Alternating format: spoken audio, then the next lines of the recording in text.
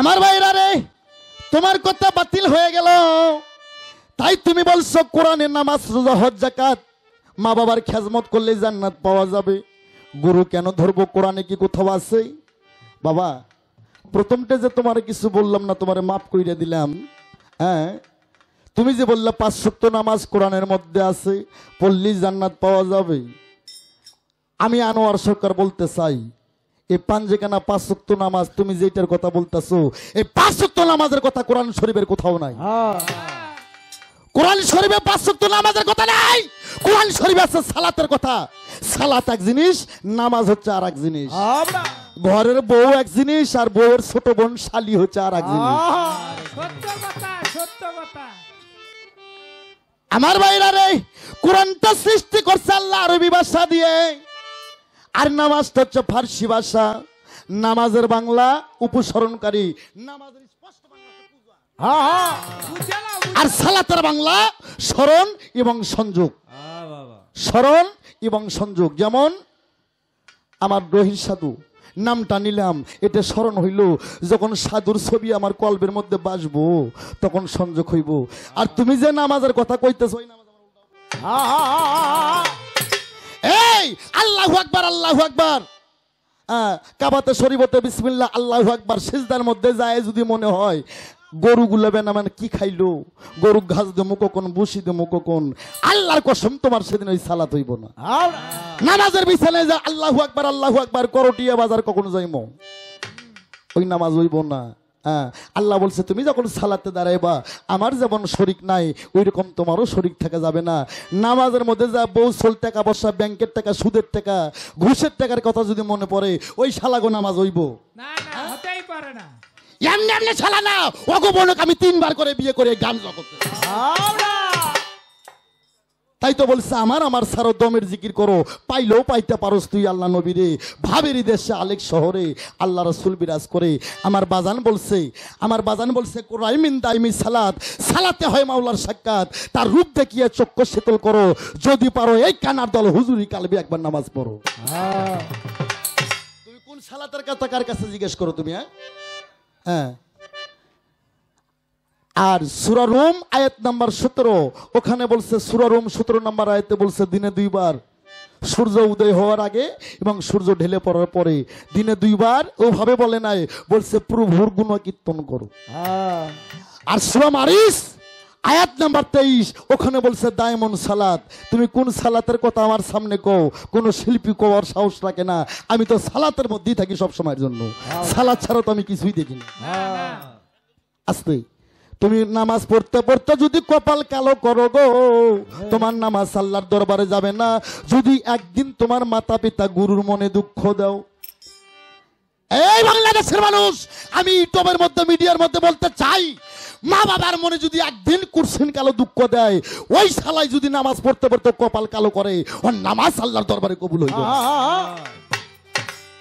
তার কারণ মাতা পিতা হচ্ছে আদি গুরু, যারা জন্ম না দিলে এই পৃথিবীতে আসা সম্ভব হতো না। আরে তুমি কোন সালাতের কথা কও? হ্যাঁ, তাই বাবা তুমি বলছো যে কোরআনে কোথায় আছে গুরু ধরবো, নামাজ এইভাবে তোমাকে পড়া যাবে না। নামাজ যে পড়ে বাবা সে জানে, আর যে নামাজ পড়ে না সে এর ভেদবাতি কিছু বোঝে না। আরে নামাজ পড়লে হয় নামাজি, হজ করলে হয় হাজি। হজ করলে হাজি কয় না ইঞ্জিনিয়ার কয় বাবা? অব্বারা কথা কন্যা কে লিগে হজ করলে হাজি কয় না ইঞ্জিনিয়ার কয়? হাজি। হজ করলে হাজি, রোজা করলে রোজাদার, দান করলে দানশীল, কোরআন পড়লে হাফেজ কিবা কারি। কোরআন কিন্তু হিন্দু মানুষ পড়তে পারে না। আমার বগুড়া ডিস্ট্রিক্ট সোনাতলা থানা, আমার গ্রামের নাম ছিল সুদীশ ডাক্তার, রায় পরিবারের লোক, সে ছিল 13 পারা কোরআনের হাফেজ। হ্যাঁ, যদি বিশ্বাস না হয় কালকে আমার গাড়িতে উঠবেন, কালকে আমার বাসায় যায় থাইকে দেখে শুনে আসবেন। নামাজ পড়লে নামাজি, হজ করলে হাজি, রোজা করলে রোজাদার, দান করলে ইমানদার। আমার আল্লাহ কইছে বান্দা বান্দি রে, তোমরা পরিপূর্ণ মুসলমান না হও পর্যন্ত কবরে আইও না। তাহলে পরিপূর্ণ মুসলমান হতে গেলে কি করতে হবে? মুসলমানের বাংলা সার্বিক অর্থ, তোমাকে আত্মসমর্পণ করতে হবে। আত্মসমর্পণ কোথায় করতে হবে? একজন হক্কানি পীরের কাছে, একজন হক্কানি গুরুর কাছে। হ্যাঁ, কয় কোরআনের কোথায় আছে? কয় কি রে? এই আজকে এখানে বিভিন্ন ধর্মের লোক আছে, খালি এক দলিল দিয়ে তুমি পাল্লা গাইও না। বিভিন্ন রাবি থেকে, বিভিন্ন শাস্ত্র থেকে, বিভিন্ন ধর্ম থেকে তুমি বুঝাতে চেষ্টা করবা গুরু শিষ্য বিষয়বস্তুটা কি। তার কারণ গুরু শিষ্য গান, শিষ্য যদি শিষ্য পালা যে গাবে তাক হতে হবে আগুন বরাবর। তুমি এমন জায়গায় খোসা লাগাইবা, আমি এমনি তোমার মাল দিয়ে দেবো, কিন্তু তুমি যদি খোসালা লাগাতে পারো বাবা, তাহলে আমার ব্যর্থতা। তুমি চাওয়ার মতন চাইবে, আমি তোমার দেওয়ার মতন দেবো। কথা দিলাম তুমি একটা চাইবে, আমি তোমার 50টা দেবো। আজকে আমার ভাইরা রে, বিদায় হজ পালন করে আসার পর আমার নবী মোস্তফায় বিদায় হজ পালন করে 18 জিলহজ 9 তারিখে আরাফাতের কাজ শেষ করে, আর 10 তারিখে আরাফাতে 9 তারিখে মক্কার কাজ শেষ করে 10 তারিখে আরাফাতে আমার নবী সনক্য সাবির মধ্যে 2টা উটে একাত্তর কইরা আমার নবী উটের পৃষ্ঠে উঠে বলতেছে, ইয়ার সাবিগণ, ওলামা ইকরামগণ, তোমরা কি আমাকে ভালোবাসো? কয়, ইয়া রাসূলুল্লাহ, আমাদের সমস্ত পরিবার আপনার চরণ মোবারকে কুরবানি হয়ে যায়। বলে, তাহলে শোনো, আজ থেকে 4 দিন পর আমি পৃথিবী থেকে পর্দা নিয়ে যাব। তখন সলক্ষ সাবি কয়, ইয়া রাসূলুল্লাহ, আপনি পর্দা নিয়ে গেলে কি করে আপনার ইসলামকে, ধর্মকে আমরা ধরে রাখবো?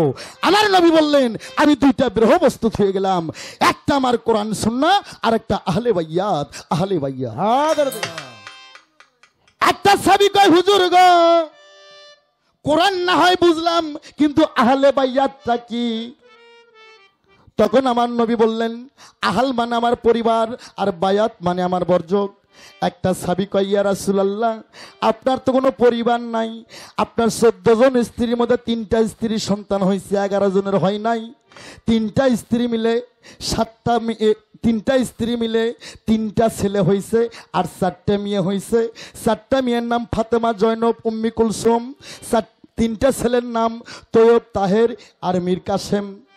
হুজুর গো, আপনার তো ছেলে সবই মারা গেছে, আপনার বংশ কই? তখন আমার নবী বললেন, আনা আলিউন মাওলা, মাওলা আলী আমা হইতে, আমি নবী আলী হইতে। আনা ফাতেমা তুম মিন্নি, মা ফাতেমা আমা হইতে, আমি নবী মা ফাতেমা হইতে। আনা হাসান হোসাইন মিন্নি, হাসান হোসাইন আমা হইতে, আমি নবী হাসান হোসাইন হইতে। আমার নবী হাদিসের কন্ডিশন টানলেন, মান কুনতুম মাওলাহু ফাজাহান আলিউন মাওলা, আমি নবী যার মাওলা, তোমরা শুনে রাখো, আলী হবে তার মাওলা। তোমরা যারা আমার কাছে বায়াত গ্রহণ করছো, তোমরা প্রত্যেকেই আলীর কাছে বায়াত গ্রহণ করো। তখন আমার আল্লাহ রহি দিল, বন্ধু তুমি বলে দাও, যারা তোমার হাতে হাত দিয়ে বায়াত গ্রহণ করছে, তারা আমি আল্লাহ আমার হাতে হাত দিয়ে বায়াত গ্রহণ করছে। কোরআনের কোথায় আছে? তোর কোনো বাপ থাকলে জিজ্ঞেস কর, যা কোরআন শরীফ সূরা ফাত্তা আয়াত নাম্বার 10, ওখানে বলা হয়েছে, যিনি রসুলের হাতে হাত দিয়ে বায়াত গ্রহণ করছে, তিনি আল্লাহর হাতে হাত দিয়ে বায়াত গ্রহণ করছে। তোর আর একটা বাপ কুষ্টিয়ার দরবে লালন সাইজি বলছে, যিনি মুর্শিদ তিনি রাসূল, খোদাও সে হয়। এই কথা লালনে কয় না, কোরআনে কয়।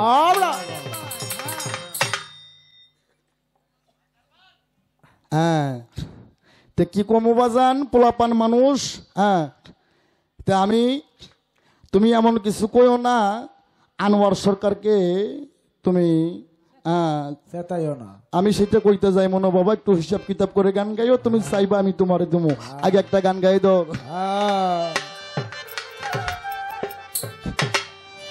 ও শিষ্য, তোর আদব কায়দা বিবেক বুদ্ধি। আমার বাবার লগে টাঙ্গাইলের একজন বিখ্যাত বাউল সাধক সুশীল আমার বাবার লগে গান গাইতো, তারা বন্ধু মানুষ। তার গানটাই জায়গায় না দিলি নয় তোমার ব্যবহারে। হ্যাঁ, ও তোর আদব কায়দা বিবেক বুদ্ধি বিশ্বাস ভক্তি প্রেম সোহাগে ভাব বুঝে নাও আগে, গুরুর ভাব বুঝে নাও আগে। ওরে আদব কায়দা বিবেক বুদ্ধি, আদব কায়দা বিবেক বুদ্ধি বিশ্বাস ভক্তি প্রেম সোহাগে ভাব বুঝে নাও আগে, গুরুর ভাব বুঝে নাও আগে। ওরে ভাব বুঝে নাও আগে, গুরুর ভাব বুঝে নাও আগে।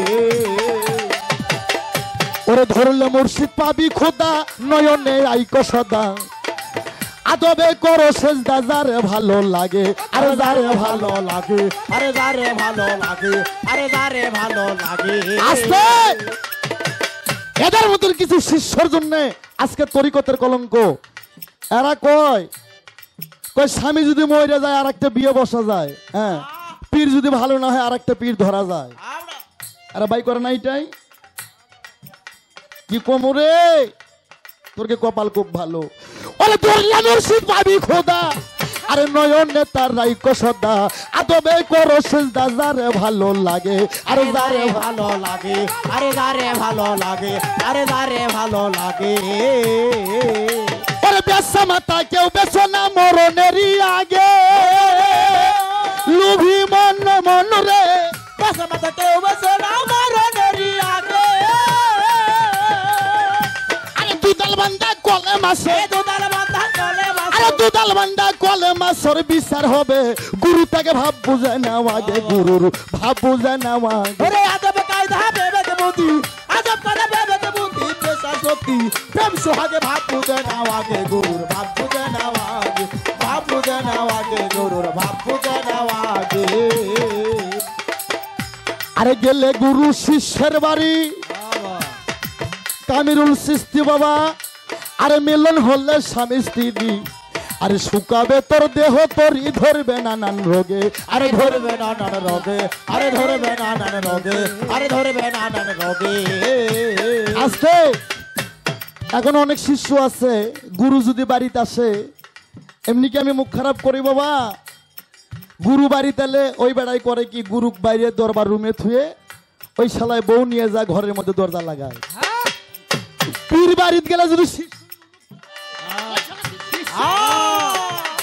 তোর আদব কায়দা বিবেকে বুদ্ধি আদব কায়দা বিবেক বুদ্ধি আরে আদব কায়দা বিবেকে বুদ্ধি বিশ্বাস ভক্তি প্রেম সোহাগে ভাব বুঝে নাও আগে গুরুর ভাব বুঝে নেওয়া আগে ওরে আদব কায়দা বিবেক বুদ্ধি আদব কায়দা বিবেক বুদ্ধি বিশ্বাস ভক্তি প্রেম সোহাগে ভাব বুঝে নেওয়া আগে গুরুর ভাব বুঝে নেওয়া আগে ওরে ভাব বুঝে নেওয়া আগে গুরুর ভাব বুঝে নেওয়া আগে ওরে গেলে গুরু শিষ্যের বাড়ি আরে মিলন হলে স্বামী স্ত্রী আরে শুকাবে তোর দেহ তোরই ধরবে নানান রোগে আরে ধরবে নানান রোগে আরে ধরবে নানান রোগে আরে ধরবে নানান রোগে ওরে পীরের আগে ঘুমাইও না পীর যদি রইছে গে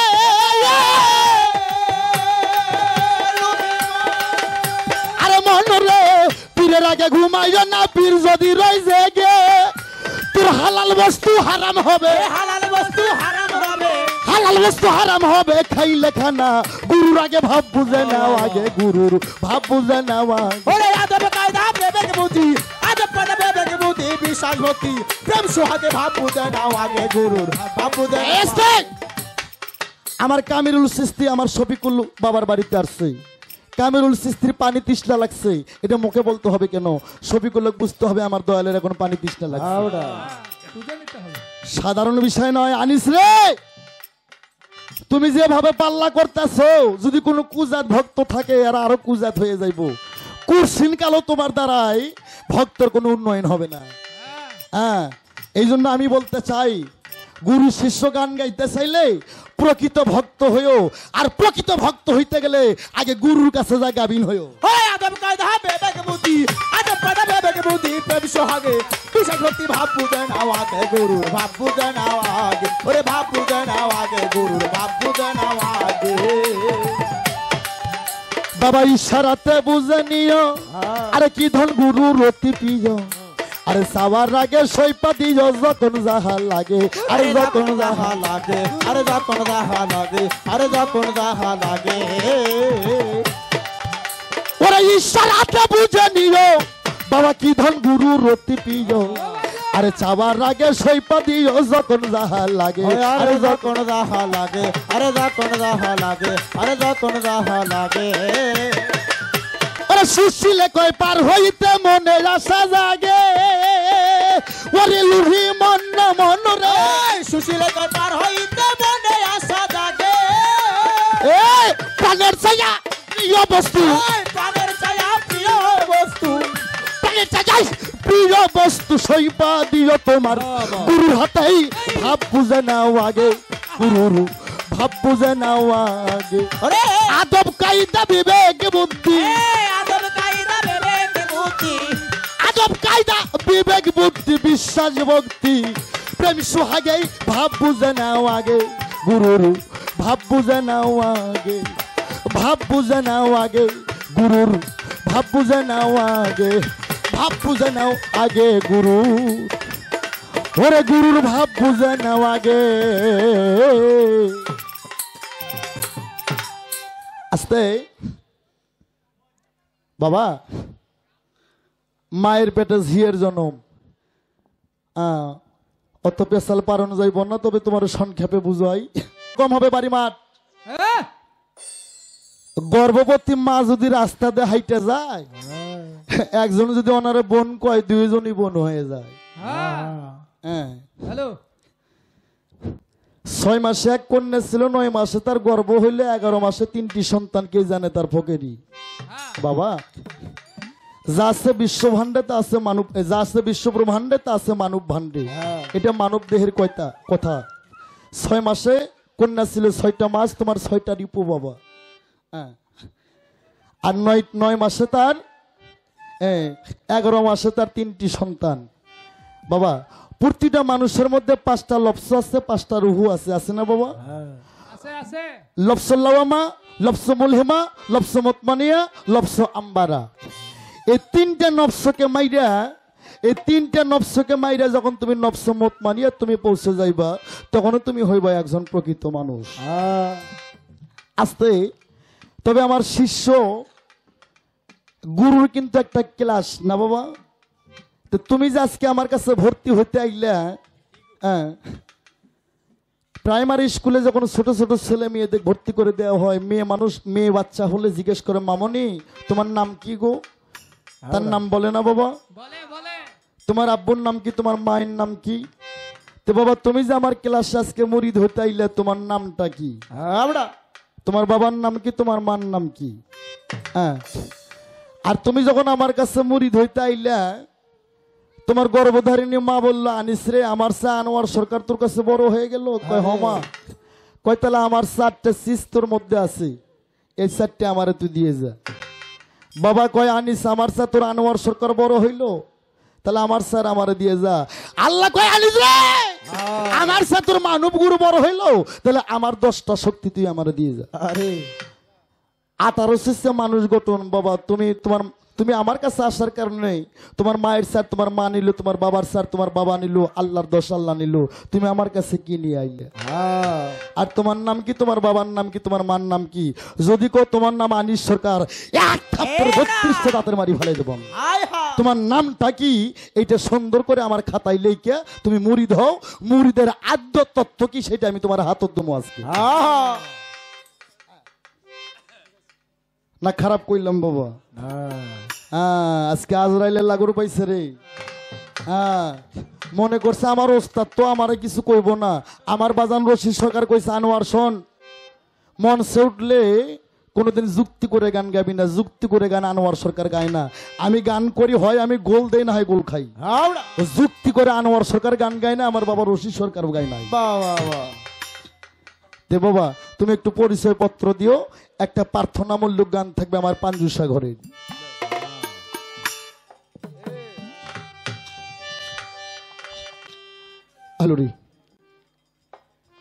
আর আমরা গুরুবাদী মানুষ, আমার রোগীর সাধু, আমার কামিরুল সিস্তি, শফিকুল সিস্তি, আমি আনোয়ার সরকার। আর তুমি ভাইব না অভিনয়ের ক্ষেত্রে গুরু আমরা। অভিনয়ের ক্ষেত্রে গুরু না, পাল্লা দিছে বিদায় গুরু সেটা না। তবে আমার বাজান বলছিল, আনোয়ার রাস্তার পাগলের সাথে যদি তোর গান হয়, আর পাল্লাটা যদি গুরু শিষ্য দেয়, আর হের ভাগে যদি গুরুর পাল্লা দেয়, তুই তারে ছোট ভাববি না, তুই ওর মধ্যে তোর রশিদ সরকারের ভর কইরা তুই গান করবি। তো এখন তো বাবা আমার বিশেষ করে আমার উত্তরবঙ্গে কিছু শিল্পী এরা হচ্ছে ইউটিউব, এরা হচ্ছে মোবাইল শিল্পী বাবা। এরা খালি দেখে কোন শিল্পী কি কয় সেটা লোড করে খাতায় বড়। আর 20টা বছর গুরু গোস্ত যদি নারী হইতাম বিরাট কলঙ্ক হয়ে যেত। এই জন্য বলছি বাবা, যদি ভক্তর পালা গাইতে চাও, শিষ্যর পালা, আগে পীরের কাছে গাবিন হইও।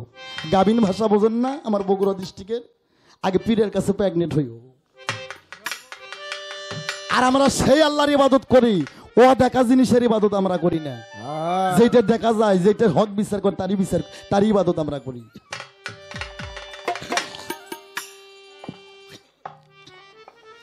ওরে তুমি ভালো আমি মন্দ, ওরে বাজান আমি এই যন্ত্রণা কত আরে আমার নৌকাই তুমি মাঝি, দিলা যেমন পরিচয় ওই আমার রশি চান, আমার নৌকাই তুমি মাঝি। দিলা যেমন পরিচয় তুমি ভালো আমি মন্দ, এই যন্ত্রণা কত সই। তুমি ভালো আমি মন্দ, এই যন্ত্রণা কত সই। তুমি ভালো আমি মন্দ, এই যন্ত্রণা কত সই। আমার নৌকাই তুমি মাঝি। দিলা যেমন পরিচয় আমার সাইজি রে, আমার নৌকাই তুমি মাঝি। দিলা যেমন পরিচয় তুমি ভালো আমি মন্দ, এই যন্ত্রণা কত সই। তুমি ভালো আমি মন্দ, এই যন্ত্রণা কত সই। আমার নৌকায় তুমি মাঝি। দিলা যেমন পরিচয় আমার দয়াল হে, আমার নৌকায় তুমি মাঝি। দিলা যেমন পরিচয়। মনরে লোরে লুবি মন মন মনরে, ওরে মন নামে মাত্র নৌকায় আমার, ভাঙা গড়া সবই তোমার। পাপ হে তাহিদ বিচার সকলই তোর ইচ্ছা ময়। পাপ নমর তাহিদ বিচার সকলই তোর ইচ্ছাময়। পাপ নমর তাহিদ বিচার সকলই তোর ইচ্ছাময়। আপন হাতে বইটা নিয়া ওরে, আপন হাতে বইটা নিয়া ওর হাতে বইটা নিয়া সাইজা চকান্ডারি হইয়া চালাও তোমার ইচ্ছা মতো, যেদিক তোমার মনে লয়। চালাও তোমার ইচ্ছা মতো, যেদিক তোমার মনে লয়। চালাও তোমার ইচ্ছা মতো, যেই দিক তোমার মনে চাই। আমার নৌকায় তুমি মাঝি। দিলা যেমন পরিচয় কামরুল সৃষ্টি রে, আমার নৌকায় তুমি মাঝি। দিলা যেমন পরিচয় তুমি ভালো আমি মন্দ, এই যন্ত্রণা কত সই। তুমি ভালো আমি মন্দ, এই যন্ত্রণা কত সই। আমার নৌকায় তুমি মাঝি। দিলা যেমন পরিচয় আমার দয়াল হে, আমার নৌকায় তুমি মাঝি। দিলা যেমন পরিচয়। এই গানটা প্রার্থনামূলক গাওয়ার অর্থ, শিষ্য তোমাকে একটু পথ দেখে দিলাম আমি, জ্ঞানী হলে বুঝবার, ভেরি হলে বুঝবা না। মনরে ওরে লুবি মন মন মনরে, ওরে মন এই ভবয় কুল পাতারে, কারো নৌকা ডুবুলে সমুদ্রে। দোষ পরে সেই মাঝির ঘরে, নৌকা কিন্তু দোষী নয়। দোষ পরে সেই মাদির ঘরে, নৌকা কিন্তু দোষী নয়। দোষ পরে সে মাদির ঘরে, নৌকা কিন্তু দোষী নয়।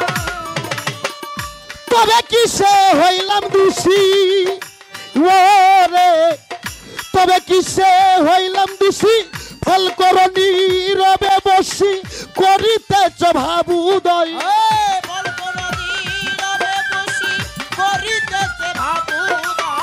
ফল করণী রবে বসি করিতেছ ভাবুদয়। আমার নৌকায় তুমি মাঝি। দিলা যেমন পরিচয় আমার সাইজি রে, আমার নৌকায় তুমি মাঝি। দিলা যেমন পরিচয় তুমি ভালো আমি মন্দ, এই যন্ত্রণা কত সই। তুমি ভালো আমি মন্দ, এই যন্ত্রণা কত সই। আমার নৌকায় তুমি মাঝি। দিলা যেমন পরিচয় আমার রশিদ চান, আমার নৌকায় তুমি মাঝি। দিলা যেমন পরিচয়। মনরে ওরে লুবি মন মন মনরে, ওরে মন তুমিও যেমন আমিও তেমন। ওরে মন তুমিও যেমন আমিও তেমন। মাটির দোষে বীরকের মরণ, এক মামলায়া স্বামী দুইজন, আমি একা দোষী না। এক মামলায় আসামি দুইজন, আমি একা দোষী নয়, এক মামলায় আসামি দুইজন, আমি একা দোষী নয়। তুই পিলসা কই শেষ বিচারে ওরে জিজ্ঞাসা করলে আমারে তোর বিরসা কই শেষ বিচারে রে বউ। জিজ্ঞাসা করলে আমারে তোমার জবাব তুমি দিবে, আমার কিসের আছে ভই? তোমার জবাব তুমি দিবে, আমার কিসে আছে ভয়? তোমার জবাব তুমি দিবে, আমার কিসের আছে ভয়? আমার নৌকাই তুমি মাঝি দিলা যেমন পরি সই রহি সাধুরে, আমার নৌকাই তুমি মাঝি দিলা যেমন পরি সই আমার সাইজি রে। তুমি মাঝি দিলা যেমন পরিচয় আমার সাইজি। ওই আমার সাইজি রে, আমার নৌকাই তুমি মাঝি দিলা যেমন পরিচয়। যে বাজান বাজাইছো টাকা থাকলে দিতাম।